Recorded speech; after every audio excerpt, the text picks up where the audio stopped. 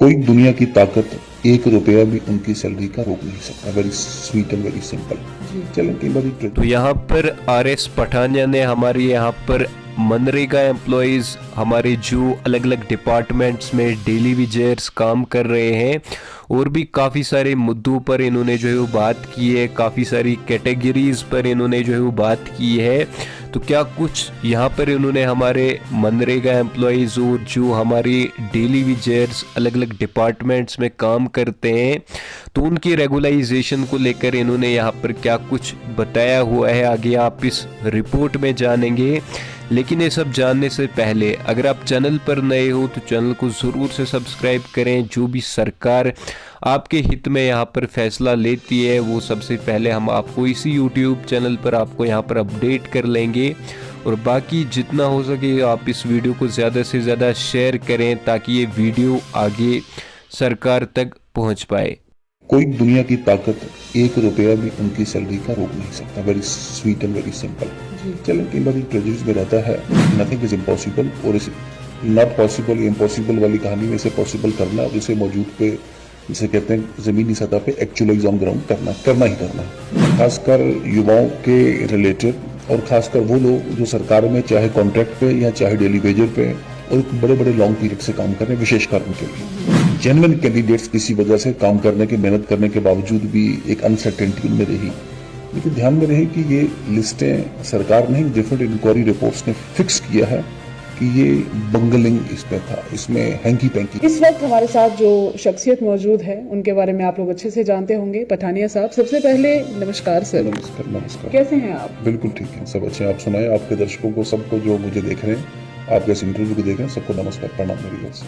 जी, तो सर आपसे बातचीत करना चाहेंगे कि मनरेगा के जितने भी कॉन्ट्रेक्चुअल एम्प्लॉयज यहाँ पर पहले प्रदर्शन कर रहे थे तो उस दौरान आप भी उनके साथ बैठे, आपने भी समर्थन किया उनका, पर लेकिन कुछ समय बाद उन्होंने उसे कॉल ऑफ किया और कहा गया उन्हें कि आपको न्याय मिलेगा। पर लेकिन फिर भी जब उनके साथ हम टच में थे, उनके साथ बातचीत हुई तो उन्होंने कहा है कि उनके साथ न्याय नहीं हुआ है। उनकी सैलरीज की जब बात की जाए तो सिर्फ और सिर्फ 2 महीने की सैलरीज दी गई हैं, बाकी की कोई सैलरीज उनको नहीं प्रोवाइड की गई हैं। तो क्या ये न्याय है? आपका क्या कहना है इस पर? देखें, जम्मू कश्मीर में एम्प्लॉयज़ के अलग अलग तबका जात काफ़ी देर से स्ट्रगल और संघर्ष कर रहे हैं। जी हाँ। शायद मुझे लगता है कहीं ना कहीं कि एक कॉन्क्रीट एक रेगुलराइजेशन पॉलिसी, वेज पॉलिसी और कहीं ना कहीं सर्विस बेनिफिट्स देने के लिए कॉन्क्रीट सरकार की ओर से कोई ऐसा कदम नहीं उठाया गया। अब ये बनता बनता इतना बड़ा विषय बन गया है कि इसको करना भी एक जिसे कहते हैं एकदम करना पहाड़ के बराबर है। लेकिन नथिंग इज इम्पॉसिबल और इसे नॉट पॉसिबल इम्पॉसिबल वाली कहानी में से पॉसिबल करना और इसे मौजूद पे जिसे कहते हैं जमीनी सतह पे एक्चुअलाइज ऑन ग्राउंड करना ही करना।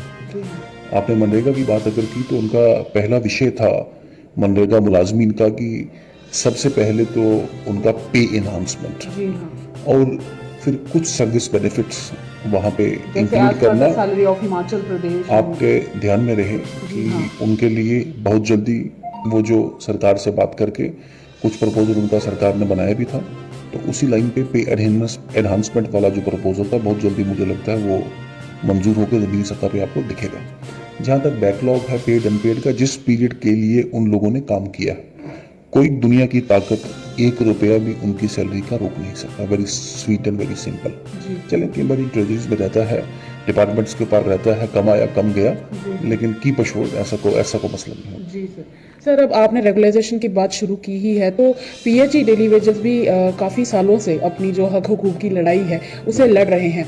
क्या उम्मीद है कि कब तक उनकी समस्या का समाधान होगा ताकि वो लोग भी कहीं ना कहीं अपने घर वालों से एक खुशखबरी जो है उन्हें बता सकें? कब तक, क्या उम्मीद है? देखिए, मैंने आपको पहले ही कहा कि SRO 64 ऑफ 1994 जब गवर्नर रूल था यहाँ पे, उसके बाद कंक्रीट कोई भी एक रेगुलराइजेशन पॉलिसी जम्मू कश्मीर में सरकार की ओर से छोटे मोटे ऑर्डर्स की बात छोड़े सरकार कर नहीं पाई है। हालांकि बार बार सुप्रीम कोर्ट्स ने कहा कि कैंडिडेट्स को, लोगों को, पढ़े लिखे नौजवानों को और जिसे कहते हैं नौजवानों को, नव युवतियों को ऐसे सस्पेंस में रखना और रेगुलराइज नहीं करना, मीगर पे रखना, दिस इज अनकॉन्स्टिट्यूशनल, गैर संवैधानिक है। बट मैंने कहा कि पिछली सरकारों ने इस पे कोई जिसे कहते हैं पॉलिसी डिसीजन ले नहीं पाए, लेकिन वी आर कमिटेड। मैंने कहा कि जितने भी हमारे डेली वेजर्स हैं सबको पक्का करना, जो वाकई जिनका बायोमेट्रिक हुआ है, जो हमारे खाते वाले डेली वेजर्स, कुछ ऐसे भी हैं, माइंड मत कीजिएगा, कुछ लिस्ट वाले भी हैं कि लिस्ट में है लेकिन मौका पे वो काम करते नहीं हैं या अपना कुछ और काम भी करते हैं, साथ में लिस्ट में नाम भी डलवाया, कल को पक्के होंगे तो फिर देखा जाएगा। मेरी बात माइंड ना करे इसमें कोई, लेकिन जो जमीनी सतह पे वर्चुअली काम कर रहे हैं उन सबको पक्का करना हमारा कमिटमेंट है। हम वचनबद्ध भी हैं और हम प्रतिबद्ध भी हैं। सर, अगर बात की जाए युवाओं की, तो रहबरे खेल, रहबरे जंगलात के जितने भी स्टूडेंट्स हैं या उन सबका यही कहना है कि हमारे साथ न्याय नहीं होता है। पहले भी रहबरे खेल के जितने भी लोग थे उन सभी ने यहाँ पर इस भाजपा के कार्यालय के बाहर प्रदर्शन किया। फिर उसके बाद अब जो PHE, माफ़ कीजिएगा मेरे कहने का मतलब फिजिकल एजुकेशन के जितने भी अनएम्प्लॉयड वाले हैं वो भी सभी कह रहे हैं कि जब पहले वालों को ही न्याय नहीं मिला है तो अब वालों को न्याय कैसे मिलेगा। तो मैं चाहूँगी कि आप इस पर ज़रा रोशनी डालें और उनका जो थोड़ा डाउट है वो ज़रा दूर करें। देखिए, पहले तो आपकी बात का ही जवाब दें, अगर बीजेपी कार्यालय में आते हैं तो इसका मतलब है कि कोई उम्मीद है हमारे नेताओं के साथ, हमारे नेतृत्व के साथ, इसलिए आते हैं जी। और रहबरे जंगलात वाले हैं, रहबरे खेल वाले हैं जी हाँ, या NYCs हैं, इनके लिए बहुत जल्दी अच्छी खबर आएगी, आप बेफिक्र रहें इसमें।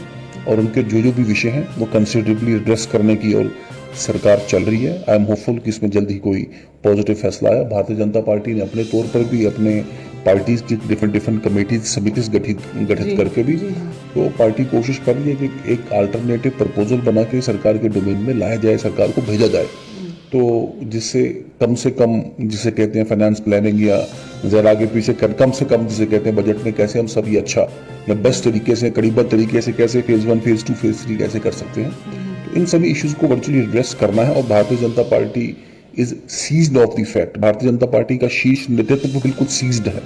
तो this issue needs to be resolve finally now. Let's there be a concrete policy, let's there be a concrete setup कि कितनी देर में करना है, कितना देना है, एंगेज करना तो उसका क्या मापदंड होगा, तो ये सारा सेटल होना चाहिए और ये सेटल होगा।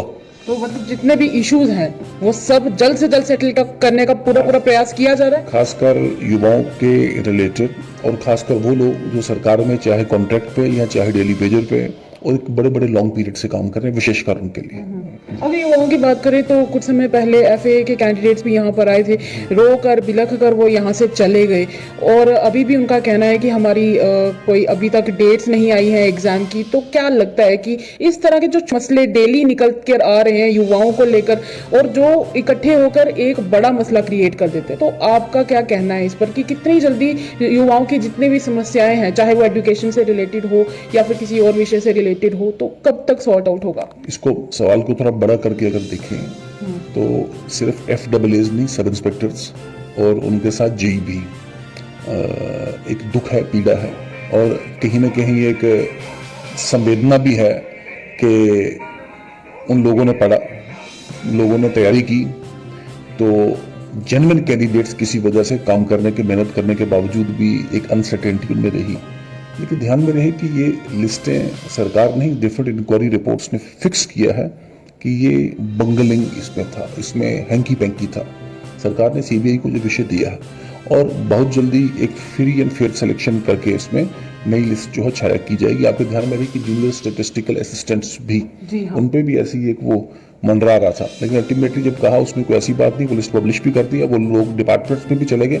I am hopeful with in days उनका ज्वाइनिंग हो जाएगा। तो मतलब ईमानदारी अभी भी जिंदा है? एब्सोल्युटली जिंदा है और ईमानदारी को, बेईमानी को जिसे कहते हैं लास्ट एंड तक, आखिरी जिसे कहते हैं एक लिमिट तक उसको तराशा, उसको लोकेट किया जा रहा है और जहां भी वो होगा उसके उखाड़ के फेंकना है उसमें। अब CBI से बड़ा तो जम्मू कश्मीर में जिसे कहते हैं पूरे देश में कहीं भी इससे बड़ा लोग कहते हैं CBI को CBI को दिया है। तो ये सारा फ्रॉड इसमें आया। जम्मू कश्मीर में एक तो प्रॉब्लम थी भाई भतीजावाद, नेता MLA मिनिस्टर उसी का भाई भतीजा कार्यकर्ता उसी का नौकरी, सरकारी नौकरी में जाता था। दूसरा पार्ट ये था कि अगर वो कहीं सिलेक्शन में भी जाता था तो वहां भी कहीं ना कहीं ये इन्फ्लुएंस हो जाता था। लेकिन आज मोदी सरकार ने तय किया कि सबसे पहले जो ग्रुप 3 और ग्रुप 4 की जो पोस्ट्स हैं उनके लिए कोई भी साक्षात्कार, कोई इंटरव्यू नहीं होगा, सिर्फ डायरेक्ट में डॉक्यूमेंट देंगे और उस पर लोग लगाए जाएंगे। उसके बाद बाकी नौकरियों के लिए भी एंट्रेंस रिटन टेस्ट वेस्ट करके कोशिश की गई कि रिटन एग्जामिनेशन, जो कि इन्फ्लुएंस का एक वहाँ पे स्कोप एक रहता है, तो इनको अबॉलिश करके और सरकार एक पारदर्शी ट्रांसपेरेंट तरीके से देखें। ये बार बार अदालतों ने भी कहा है कि पब्लिक एम्प्लॉयमेंट इज पब्लिक बूटी, मतलब ये पब्लिक का एक पब्लिक पैसे से चलती है पब्लिक एम्प्लॉयमेंट। ये कोई नेताओं की या ऑफिसर साहिबान की या रूलिंग पार्टी का जिसे कहते हैं कोई जरखरेज वो जागीर नहीं होती कि अपनी मर्जी से अपने चहेतों में बांटे और जिसे कहते हैं ऐश उड़ाएं। तो इसमें ट्रांसपेरेंसी अकाउंटेबिलिटी लाना एक मस्ट है, एक रिक्वायरमेंट है। जम्मू कश्मीर में बिगड़ी, मैं नहीं बोलूँगा जम्मू कश्मीर की आदत बिगड़ी हुई थी, जम्मू कश्मीर में कुछ राजनेताओं की आदत बिगड़ी थी कि हम जैसे भी करें सिस्टम को परवर्ट करके परवर्स करके हम अपने उनसे कहते हैं ना अपना बंदा वाला कॉन्सेप्ट, तो अपना बंदों को हम लगा सकते हैं। अब ऐसा होगा नहीं। अब एक टेम्पो, एक टेनर, एक नया नैरेटिव जम्मू कश्मीर में खड़ा किया माननीय नरेंद्र मोदी जी के नेतृत्व में, और सबका बात, सब साथ, सबका विकास, सबका प्रयास, और सबके साथ। का बेटा राजा नहीं बनेगा, जो योग्य होगा वही राजा बनेगा। वही बनेगा। ठीक कहा जी, तो बहुत बहुत शुक्रिया बातचीत करने